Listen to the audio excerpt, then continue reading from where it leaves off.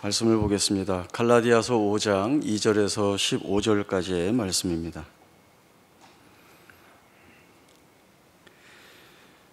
갈라디아서 5장 2절에서 15절까지의 말씀 제가 읽겠습니다. 보라, 나 바울은 너희에게 말하노니 너희가 만일 할례를 받으면 그리스도께서 너희에게 아무 유익이 없으리라. 내가 할례를 받는 각 사람에게 다시 증언하노니 그는 율법 전체를 행한 의무를 가진 자라. 율법 안에서 의롭다함을 얻으려 하는 너희는 그리스도에게서 끊어지고 은혜에서 떨어진 자로다. 우리가 성령으로 믿음을 따라 의의 소망을 기다리노니 그리스도 예수 안에서는 할례나 무할례나 효력이 없으되 사랑으로서 역사하는 믿음뿐이니라. 너희가 다름질을 잘 하더니 누가 너희를 막아 진리를 순종하지 못하게 하더냐. 그 권면은 너희를 부르신 이에게서 난 것이 아니니라. 적은 누룩이 온 덩이에 퍼지느니라. 나는 너희가 아무 다른 마음을 품지 아니한 줄을 주 안에서 확신하노라. 그러나 너희를 요동하게 하는 자는 누구든지 심판을 받으리라. 형제들아, 내가 지금까지 할례를 전한다면 어찌하여 지금까지 박해를 받으리요. 그리하였으면 십자가의 걸림돌이 제거되었으리니 너희를 어지럽게 하는 자들은 스스로 베어버리기를 원하노라. 형제들은 너희가 자유를 위하여 부르심을 입었으나 그러나 그 자유로 육체의 기회를 삼지 말고 오직 사랑으로 서로 종노릇하라. 온 율법은 내 이웃 사랑하기를 내 자신같이 하라 하신 한 말씀에서 이루어졌나니 만일 서로 물고 먹으면 피차 멸망할까 조심하라. 아멘. 바울은 너희가 만일 할례를 받으면 그리스도에게서 아무 유익이 없을 것이다 라고 하는 강력한 말씀을 전하고 있습니다. 할례를 받는다라고 한다면 그리스도를 믿음으로 인하여 얻는 구원이 아니라 자기의 의를 통하여 의에 이룰 수 있다, 구원받을 수 있다라고 하는 공로주의로 돌아가기 때문에 그렇습니다.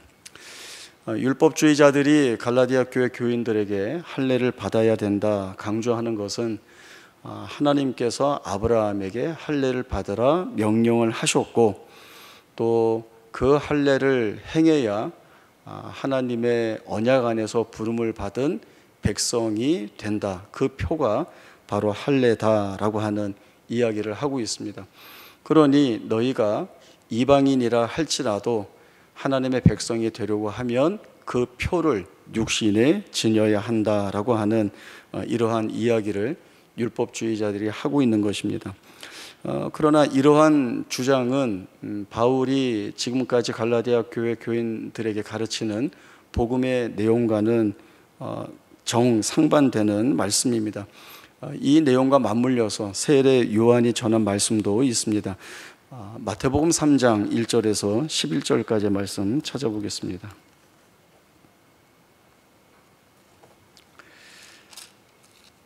마태복음 3장 1절에서 11절까지의 말씀, 제가 말씀을 읽겠습니다. 그때 세례 요한이 이르러 유다 광야에서 전파하여 말하되 회개하라, 천국이 가까이 왔느니라 하였으니 그는 선지자 이사야를 통하여 말씀하신 자라. 일러스되 광야에 외치는 자의 소리가 있어 이르되 너희는 주의 길을 준비하라, 그가 오실 길을 곧게 하라 하였느니라. 이 요한은 낙타털 옷을 입고 허리에 가죽띠를 띠고 음식은 메뚜기와 석청이었더라. 이때 예루살렘과 온 유대와 요단강 사방에서 다 그에게 나와 자기들의 죄를 자복하고 요단강에서 그에게 세례를 받더니 요한이 많은 바리새인들과 사두개인들이 세례 베푸는 대로 오는 것을 보고 이르되 독사의 자식들아, 누가 너희를 가르쳐 임박한 진노를 피하라 하더냐. 그러므로 회개에 합당한 열매를 맺고 속으로 아브라함이 우리 조상이라고 생각하지 말라. 내가 너희에게 이르노니 하나님이 능히 이 돌들로도 아브라함의 자손이 되게 하시리라. 이미 도끼가 나무 뿌리에 놓였으니 좋은 열매를 맺지 아니하는 나무마다 찍혀 불에 던져지리라. 나는 너희로 회개하기 위하여 물로 세례를 베풀거니와 내 뒤에 오시는 이는 나보다 능력이 많으시니 나는 그의 신을 들기도 감당하지 못하겠노라. 그는 성령과 불로 너에게 세례를 베푸실 것이요 손에 키를 들고 자기의 타작마당을 정하게 하사 알곡은 모아 곳간에 들이고 쭉정이는 꺼지지 않는 불에 태우시리라. 세례 요한이 광야에서 전한 첫 말씀은 회개하라, 천국이 가까이 왔다라고 하는 것입니다. 많은 유대인이 세례 요한에게 찾아와서 하나님의 말씀을 듣고 그리고 자신들의 죄를 자복하고 세례를 받습니다. 이 자리에 바리새인들과 사두개인들이 오는데 이들을 바라보고 세례 요한은 독사의 자식들이라고 부르면서 누가 너희를 가르쳐 임박한 진노를 피하라 하더냐라고 하는 이야기를 합니다. 이 책망이 무슨 뜻인가 하면 세례만 받고 임박한 진노를 피하려고 하지 말라라고 하는 뜻이죠. 세례받는 것으로 진노를 피하자라고 하는 것은 뒤에 세례 요한이 한 말과 그 맥락을 같이 합니다.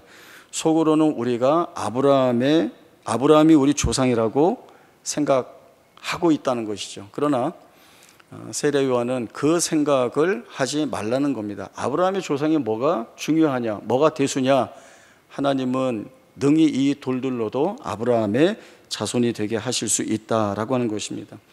결국 오늘 갈라디아 말씀과 세례 요한의 이 마태복음의 말씀을 모아보면 할례를 받으면 자동적으로 하나님의 백성이 되어서 구원을 얻는다라고 하는 이 생각처럼 세례만 받으면 하나님의 진노를 피할 수 있다라고 하는 이 생각을 하지 말라라고 하는 겁니다. 천국에 가까이 왔기에 임박한 진노가 있기에 해야 할 것이 무엇인가 라고 하면 자신의 죄를 자복하고 하나님 앞에 나와야 하는 것입니다. 도끼가 나무 뿌리에 놓였으니 좋은 열매를 맺지 아니하는 나무마다 찍혀 불에 던져질 것이니 회개에 합당한 열매를 맺어야 한다라고 하는 것입니다. 그러니까 세례 요한과 바울의 말씀을 연계하면 할례 받은 표, 세례 받은 표가 구원을 보장하는 것이 아니라는 이야기를 하고 있습니다. 우리 교회도 세례를 베풀 때에 미리 세례 공부를 하게 됩니다. 그 세례 공부를 하고 또 나중에 공적인 자리에서 문답을 할 때에 빠지지 않고 이야기하는 것은 세례를 받았다고 해서 저절로 자동적으로 구원을 받는 것 아니라고 하는 사실을 분명하게 가르치고 있습니다. 사람들이 흔히 하는 오해는 세례를 받았으니까 이제 나는 구원 받았다, 이것이 확증되었다라고 하는 그런 생각을 합니다. 또 우리가 유아 세례를 준비하는 부모님들께도 같은 말씀을 드리고 있습니다. 유아 세례는 신자의 가정에 태어난 자녀들이 언약 신학에 따라 하나님의 자녀라고 저희들이 믿고 있습니다. 그리고 이 아이들이 자라서 자기 신앙 고백을 하기까지 부모님이 신자된 과정에서 말씀과 기도로 양육할 것을, 그 약속을 교회 전체 앞에서 공적으로 하는 겁니다. 근데 이제 이런 생각 가지지는 않을 텐데 이제 이런 생각을 가질 수도 있다는 거죠. 다들 아이 낳으면 이때쯤 의뢰 받으니까 우리도 유아 세례 받아야 되는 거 아닌가, 아니면 그래도 안 받는 것보다는 받아두는 것이 낫지 않겠는가, 이렇게 여기서는 안 된다는 겁니다. 그래서 미리 세례 교육을 통해서 바른 내용을 가르치는 겁니다. 바울은 로마서에서도 이 할례에 관한 내용을 다루고 있습니다. 로마서 2장 말씀 찾아보겠습니다. 로마서 2장 17절에서 29절까지의 말씀입니다.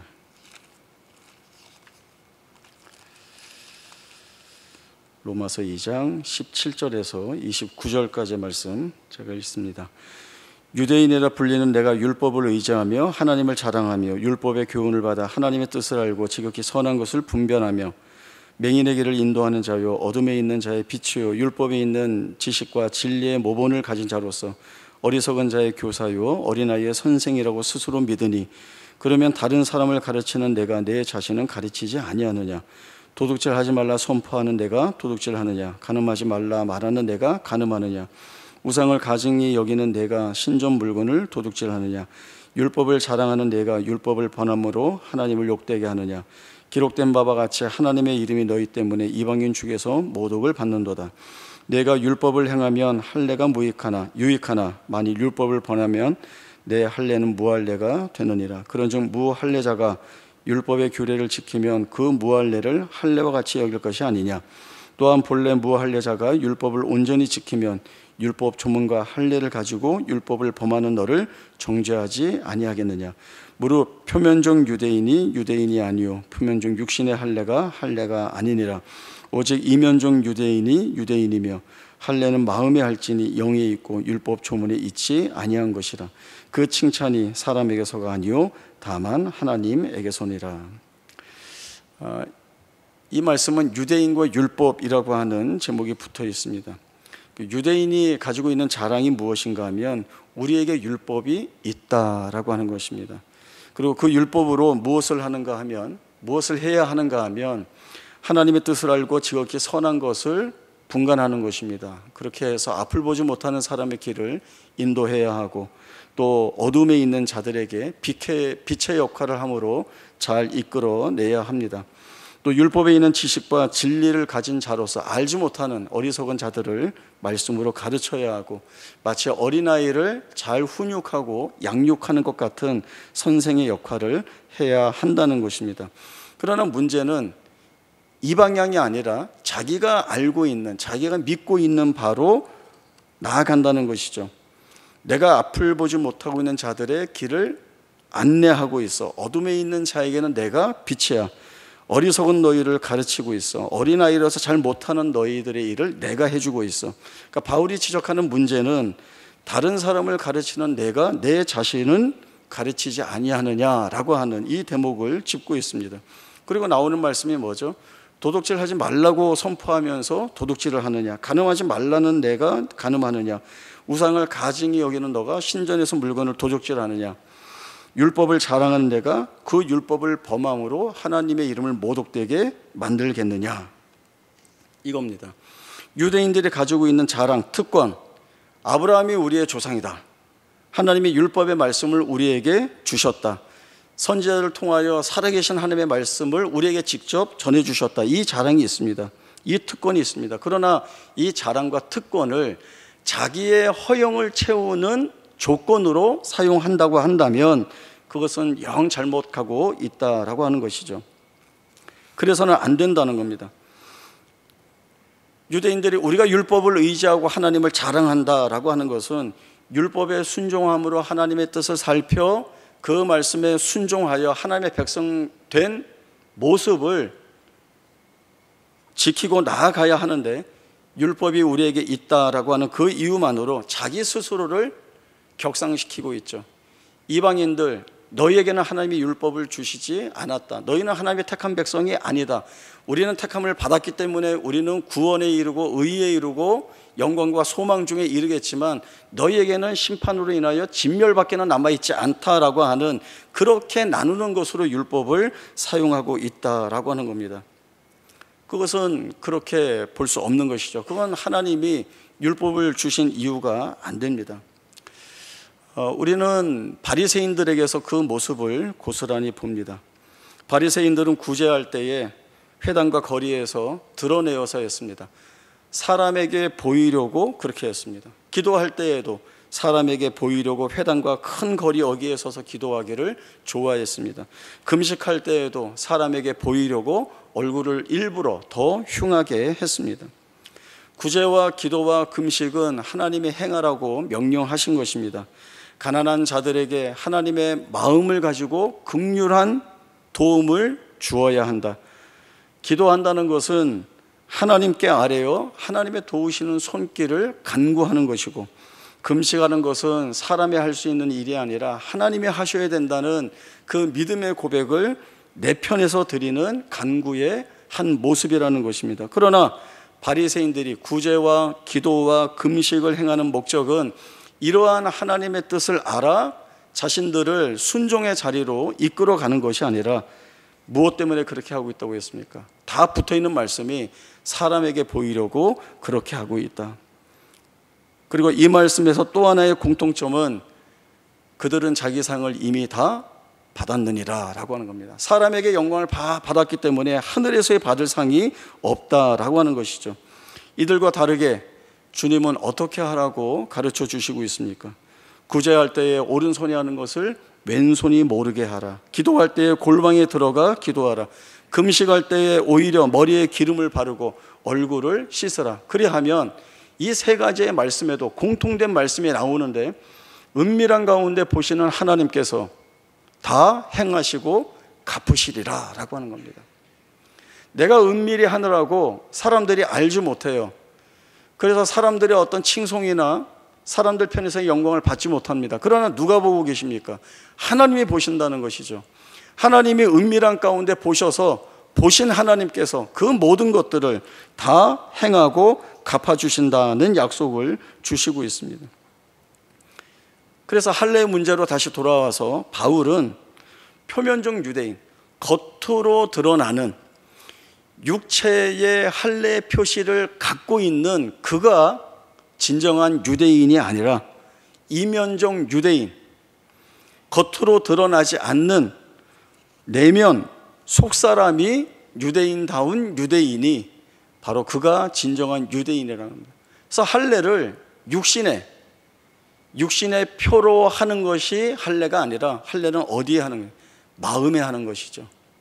내가 유대인이든 이방인이든 예수 그리스도를 통하여 죄사함을 받고 그리고 진정한 하나님의 백성이 되어 세상이 말하는 자유가 아니라 하나님이 주시는 자유 안에 거하며 그 하나님이 내 생애에 담아두신 목적과 뜻을 이루어 간다라고 한다면 그것이 바로 하나님 앞에 부름받은 복음 안에서 새로 태어난 만들어진 새 사람이라는 것을, 새로운 피조물이라는 것을 이 바울이 가르쳐주고 있는 것입니다. 유대인들이 논하는 할례 문제는 또 다른 내용으로 우리 안에서도 자주 일어날 수 있는 일들입니다. 고린도 교회를 예를 들면 고린도 교회 12장에는 은사에 관한 말씀이 나옵니다. 고린도 교회는 상처도 많고 분열도 있었고 문제도 많이 있었지만 사실은 하나님이 부어주시는 은혜가 참 풍성하고 많았던 교회라고 생각이 됩니다.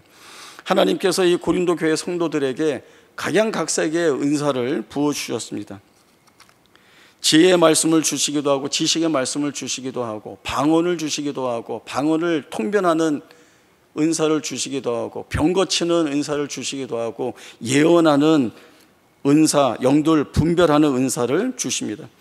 각각 다 다른 은사들을 주시고 직분도 다 다르고 그리고 해야 하는 일이 다 다르지만 그러나 성령은 같고 주는 같고 이 모든 것을 모든 사람 가운데서 이루시는 하나님은 같다고 바울이 말하고 있습니다.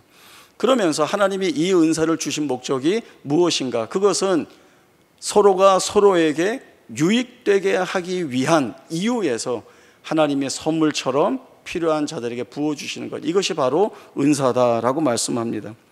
그런데 고린도 교회 성도들은 하나님 앞에 받은 은사, 하나님이 선물처럼 주신 은사, 그러나 여기에 자랑을 더했습니다. 무슨 자랑인가 하면 너가 받은 은사보다 내가 받은 은사가 더 훌륭하다는 거죠. 더 유용성이 크다라고 하는 겁니다. 더 가치가 있다라고 하는 것입니다.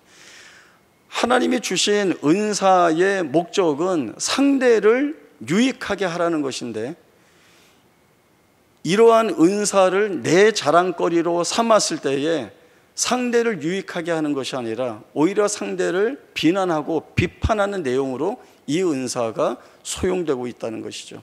그것은 하나님이 주신 은사의 목적과 정반대의 길을 가고 있는 것입니다. 잘못 가고 있는 것이죠. 그래서 12장에서 은사 이야기를 하고 13장에 이어지는 내용이 은사 이야기여야 하는데 은사 이야기가 아니라 사랑에 관한 말씀을 주십니다. 그리고 그 다음에 14장에 넘어가서 다시 은사에 관한 말씀이 이어지고 있습니다.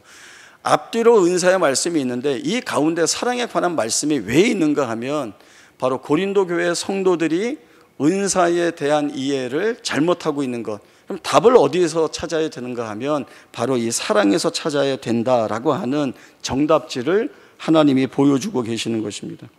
내가 사람의 방언과 천사의 말을 할지라도 사랑이 없으면 소리나는 구리와 울리는 꽹과리가 될 수밖에 없습니다. 소리만 시끄럽게 울리지 그 어떠한 사랑의 능력이나 결실도 맺을 수 없다는 것입니다. 내가 예언하는 능력이 있고 모든 비밀과 모든 지식을 아는데도 또 산을 옮길 만한 믿음, 어마어마하지 않습니까? 산을 옮길 만한 믿음이 있다 할지라도 사랑이 없다면 그것은 아무것도 아니라고 합니다. 내가 이것이 큰 능력이야, 이것으로 무엇이든 할 수 있어, 산을 옮길 수도 있어 라고 자랑할 수 있는 것들이 아무것도 아니라고 이야기하고 있습니다. 내가 내게 있는 모든 것으로 구제하고 내 몸을 불사르게 내어줄 만한 그러한 진심과 열정이 있는 것 같지만, 그러나 그 안에 사랑이 없다면, 사랑이 담겨있지 않다면 그것 또한 아무 유익을 드러낼 수 없다라고 말씀하고 있습니다. 우리가 교회에서 봉사하다 보면 부딪히는 일들이 많습니다. 상처가 되는 일들도 많습니다. 다른 사람과 부딪혀서 어려운 일들도 있고 또 나 스스로 어려움을 겪는 때도 있습니다. 이럴 때 요즘 말로 현타가 옵니다. 현타가 무슨 뜻인지 아세요? 줄임말인데 현실, 자각, 타임. 여기서 현실의 현자와 타임의 타자를 붙여서 현타라고 합니다. 그러니까 무슨 뜻인가 하면 꿈이나 망상에 빠져 있다가 자기가 처한 현실이 무엇인지를 알고 그리로 돌아오게 된다라고 하는 거죠. 내가 왜 봉사한다고 이렇게 시간도 들이고 힘도 들이고 애쓰는데 내가 이렇게까지 하면서 상처받을 건 뭐야, 이런 생각이 들죠. 그러나 이건 상대와 잘 풀어가면 어쩌면 쉽게 풀릴 수 있는 내용입니다. 문제는 나 스스로와 부딪힐 때 이 문제가 더 풀기가 어렵다는 거죠. 상대에게 이런 식으로 이야기를 합니다. 내가 와서 도와주면 고마운 줄 알아야지. 내가 일을 잘 하니까 나만 믿고 따라오면 되는데 왜 그러는 거냐, 이런 말을 하는 사람들이 있습니다. 누가 이렇게 하는가 하면 사실은 저예요. 제가 어렸을 때 교회에서 그렇게 했습니다. 제가 고집도 셌고요, 약간 좀 뭐라고 해요, 독불장군 같은 그런 기질이 있었습니다. 그래서 무슨 일이 있으면 이렇게 해야 돼, 따라와. 그러니까 안 따라오면 내버려 두고, 내버려 두는 것보다 버리고가 더 맞았을 거예요. 버리고 저 혼자 했습니다. 저 혼자 해도 할 수 있다는 생각이 있었고, 그리고 사실은 혼자 했는데 일들이 그렇게 됐어요. 그러니까 모든 일에 더 고집을 부리고 안하무인격이 되어가는 거죠. 친구들이 같이 일을 하려고 하는데 제가 고집을 부리니까 많이 힘들어 했죠. 저한테 와서 같이 하자, 좀 의논 좀 하자라고 하는데 이제 제가 고집을 부리니까 사실 지금 보면 친구들이 져줬어요. 그래, 그냥 같이 하는 게 중요하니까 하자, 이러고 이제 같이 친구들이 일을 해주니까 저는 제 말을 잘 듣는 줄 알고 그때 살았단 말이죠. 40년이 지나고 지금 그 친구들이 1년에 정기적으로 3번을 만납니다. 만나는데 그 친구들은 옛날 이야기 안 해요. 그런데 저 혼자 찔려요. 굉장히 미안하고 그때 내가 참 잘못했는데 친구들이 훌륭해서 나를 참 잘 도와주었구나, 얘기하려는데 쑥스러워서 얘기도 못하겠고, 처음 만났을 때 그 얘기 끊으려고 하니까 야, 옛날 얘기 뭐하러 해, 하지 마, 이제 이렇게 하고 넘어갔습니다. 그러니까 저는 이제 미안하니까 자꾸 밥 사려고 하고 커피 사려고 하는데 이 친구들이 회비 있는데 왜 자꾸 네가 하려고 그러냐고, 자꾸 저를 그 문제에 힘들어하지 않도록, 그거 별거 아니고 그때 다 그렇게 지나가는 거라고 그렇게 해주는 겁니다. 다 뭐 교회 집사님 들어갔는데 저보다 훨씬 훌륭한 것 같습니다. 우리의 자랑은 이것이어야 합니다. 내가 율법에 있는 내용들을 내가 지켜서 이것을 내 자랑거리로 삼아서 이것을 나를 의롭다고 하는 이유로 꺼내놓는 것, 자기 칭찬으로 가는 것이 아니라 하나님께서 말할 수 없는 은혜로 나를 불러주셨고 또 주의 자녀로 세워주셨고 이제 그 은혜를 귀하게 여기는 자리로 나오게 하셨으니 그 하나님의 복음 안에서 누릴 수 있는 자유를 마음껏 누리면서 그 하나님 기쁘시게 하는 일들을 내가 하고 살아가야겠구나, 내가 서 있는 자리, 부름받은 자리, 택함받은 자리, 내게 주어진 자유를 누리는 자리, 이것을 자랑으로 삼을 수 있게 하신 그 하나님 앞의 자리가 내게 참 은혜다라고 하는 이 고백을 가지고 살아야 한다는 것입니다. 그리고 그 고백을 가질 때에는 내 자랑은 없습니다. 내가 취할 영광은 없습니다. 내가 스스로 높일 가치는 없습니다. 모든 것들이 어디로 향하게 되는가 하면 하나님께만 향하게 될 수밖에 없는 거죠. 하나님의 은혜입니다. 하나님이 내게 주신 기쁜 소식입니다. 하나님이 이 가치를 채울 수 없는 나에게 채워주셔서 하나님이 이 영광을 만드셨습니다. 그러면 뭐가 나오는가 하면 감사와 찬송밖에 나올 수 없다는 것이죠. 바울의 서신서를 보면 이러한 내용의 결론들에 감사하라, 찬송하라, 주의 이름을 높이라 라고 하는 말씀들이 여러 번 반복해 나오고 있습니다. 이게 신자의 삶의 결론인 겁니다. 내가 죄짓지 않고 어떻게 의로울 수 있습니까? 우리는 완전할 수 없습니다. 그렇기 때문에 우리는 은혜를 구할 수밖에 없고, 내가 무슨 일이든 다 잘할 수 있습니까? 내가 할 수 없는 일들이 있습니다. 그러니 하나님 해 주십시오라고 하나님께 간구하는 그 간구가 우리에게 있습니다.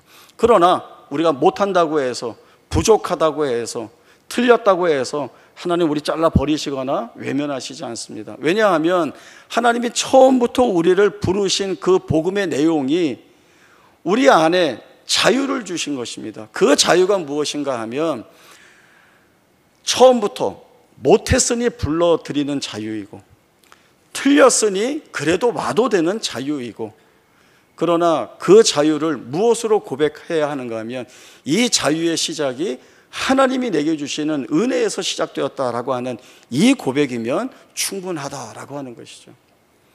바울이 갈라디아 교회 성도들에게 너희가 처음에는 복음의 말씀을 잘 듣고 성령의 은혜를 쫓아 살았는데 누가 너희를 꿰어서, 누가 너희에게 잘못 가르쳐서 너희가 이제 다시 육체의 일로 돌아가라 하느냐? 왜 하나님이 주신 마음껏 누릴 수 있는 자유가 있음에도 불구하고 왜 다시 죄의 멍에를 매야 되는 자리에 나아가려고 하는가? 바울로서는 답답한 일인 거죠. 이런 것 같지 않습니까? 예수 믿어서 이제는 더 이상 미신이나 그런 것에 매이지 않는데, 예수 믿고 내가 하나님이 나를 지키시고 나를 돌봐주시고 나를 보호하신다 이렇게 기도하면서 전보러 가는 거예요. 오늘의 운세 살펴보는 거예요. 그건 여전히 자유하지 못한 거죠. 여전히 무언가에 매여서 어려움을 겪는 거죠. 제가 6번 정도 이사를 했거든요. 그런데 어떤 날을 골랐는가 하면 흔히 얘기하는 귀신 있는 날, 그걸 손이 있는 날이라고 그래요? 손은 없는 날이라고, 잘 모르겠는데 남들이 피하는 날들이 있어요. 우리는 그때 그날을 정해서 이사를 합니다. 왜냐하면 아무도 이사를 그날 안 하려고 하니까 이삿짐 센터 하시는 분들은 일할 것이 없는 날인데 손님은 있어야 하니까 이사 비용이 내려가는 거예요. 그리고 손님이 없을 거라고 여겼는데 누가 와서 그날 이사해달라고 하니까 속으로는 야, 이날 이사하면 큰일 나는데 하면서 어쨌든 누가 와서 이사를 해달라고 하니까 좋습니다 하고 저희는 싸게 이사 비용을 내고 이 이삿짐 센터 분들의 아주 친절함 속에 이사를 다 마치죠. 그게 마음에 아무 부담이 없습니다. 왜요? 없는 거니까요. 없는 거니까요. 우리가 하나님 앞에서 누릴 수 있는 자유에 단 하나의 예를 들었지만 이보다 더 큰 자유가 우리 안에 어떻게 주어져 있습니까? 이 자랑이 우리를 기쁘게 하고 복되게 하고 은혜롭게 하기에 감사와 찬송이 있을 수밖에 없습니다. 결국 우리의 자랑은 세상 앞에 뭐로 드러나는가 하면 하나님께 우리가 있어서 너무나 좋다라고 하는 거죠. 하나님께 있어서 너무나 좋다. 지난 주 중에 그 합신 학교 홍보 영상을 좀 찍자고 해서 학생들이 찾아와서 그 영상을 찍었습니다. 그때 이제 여러 질문이 있었는데 이 질문이 하나 있었어요. 합신이 왜 좋습니까? 합신을 들어오려고 하는 학생들에게 어떤 이야기를 해 주시고 싶습니까? 꼭 합신이어야 한다, 이런 얘기를 하고 싶지는 않습니다. 다른 교단의 신학교들도 그 교단의 신학을 가지고 학생들을 교수님이 열심히 가르쳐 주시는데 제가 느낀 건 그냥 이겁니다. 합신에 와서 말씀을 배우고 합신에서 목사가 되고 또 합신에서 같은 신학과 믿음을 고백한 분들과 함께 신앙생활하고 목회한다는 것이 그냥 좋습니다. 마치 이런 것과 같다고 했습니다. 우리 아버지 어머니가 너무 좋으신 거예요. 우리 아버지 어머니가 나를 자식으로서 너무 사랑해 주시고 감싸 안아 주시고 잘 키워 주시는 거예요. 그러니까 이제 자식으로서 이제 이런 생각들 하지 않습니까? 이분들이 내 아버지 어머니여서 너무 좋다. 그냥 좋은 부모님 밑에 있는 그런 마음이 합신 안에 있는 목사로서 그 감사가 있다. 이것은 와서 경험을 해야 하는데 와 보시라. 그리고 여기에서 공부해 보시고 한번 느껴보시라. 그러면 분명히 지금 제가 말씀드린 것들을 똑같이 알 수 있을 것입니다. 하나님의 부름을 받고 사는 자여서 정말 감사하고 또 그 하나님 붙들고 산다는 것이 얼마나 큰 위로와 격려가 되는지 모릅니다. 그리고 그 하나님이기에 내가 오늘도 하나님이 허락하신 내 삶의 이 자리와 상황과 조건들을 살아갈 수 있다라고 하는 것이 얼마나 감사한지 모른다라고 하는 고백을 갖습니다. 이것이 하나님께 부름받은 모든 신자들의 동일한 고백이라고 믿습니다. 그 귀한 은혜와 자유와 또 나아가서 진정한 자유된 이 자랑을 우리가 함께 고백하며 살아갈 수 있기를 바랍니다. 기도하겠습니다. 하나님 아버지 은혜를 감사합니다. 갈라디아 교회 교인들은 육체로 다시 돌아가려고 하고 있습니다. 복음의 자유 안에서 마음껏 자유를 누릴 수 있었음에도 불구하고 그 복된 자리를 저버리고 육체의 기회를 삼는 자리로 또 주님이 주신 자유함을 다시 버리고 멍에를 지는 자리로 나아가려고 합니다. 하나님, 그럴 수 없습니다. 하나님께서 우리에게 허락하신 복음과 그 복음의 진정한 가치는 우리를 복되게 하시는 것입니다. 하나님의 마음이 무엇인지 알기에 하나님이 허락하신 그 자유를 우리의 자랑으로 삼고 하나님이 우리 안에서 이루실 것들을 우리 또한 기대하며 하나님의 말씀에 따라 살아가기로 다짐합니다. 그것이 우리에게 가장 큰 은혜요 복인 것을 고백하고 자랑이요 자유임을 믿습니다.